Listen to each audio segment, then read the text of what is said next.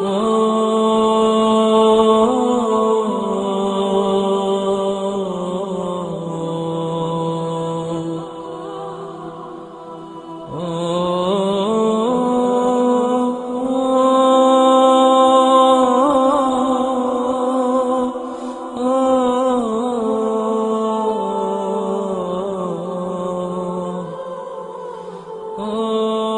رأيت الحياة تمضي مسرعة ومعظم أهلها في غفلة. ناس يأتون وآخرون يرحلون، أرحام تدفع وأرض تبلع، والناس غافلون ولا يستيقظون إلا عند معاينة الموت وسكراته. أحبتي، إن الحياة على ظهر هذه الحياة موقوتة محدودة، وستأتي النهاية حتما. ستموت، نعم ستموت.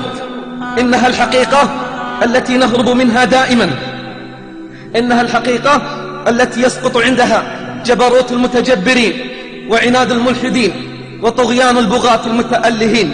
إنها الحقيقة التي شرب من كأسها العصاة والطائعون، وشرب من كأسها الأنبياء والمرسلون. قال الله: وما جعلنا لبشر من قبلك الخلد أفإن مت فهم الخالدون.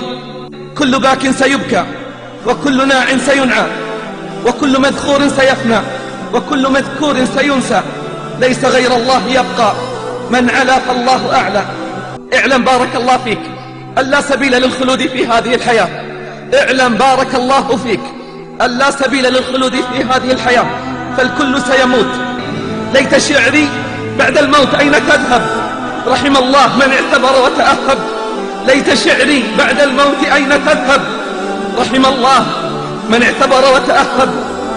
يا ابن العشرين كم مات من أقرانك وتخلفت، يا ابن الثلاثين أدركت الشباب فما تأسفت، يا ابن الأربعين ذهب الصبا وأنت على اللهو قد عكفت، يا ابن الخمسين أنت زرع قد دنا حصاده، أنت زرع قد دنا حصاده، لقد تنصفت 100 وما أنصفت، يا ابن الستين هيا إلى الحساب فأنت على معترك المنايا قد أشرفت، يا ابن السبعين ماذا قدمت وماذا أخرت، يا ابن الثمانين لا عذر لك فقد أعذرت. والله وأقسم بالله من حمل نعشا اليوم سيأتي يوم ويحمل هو على الأكتاف، ومن دخل المقبرة زائرا سيدخل يوما ولن يخرج منها، ومن عاد إلى بيته اليوم سيأتي يوم ولن يعود. تفكروا أحبتي وتيقنوا، تفكروا أحبتي وتيقنوا أن الموت حق لا بد منه.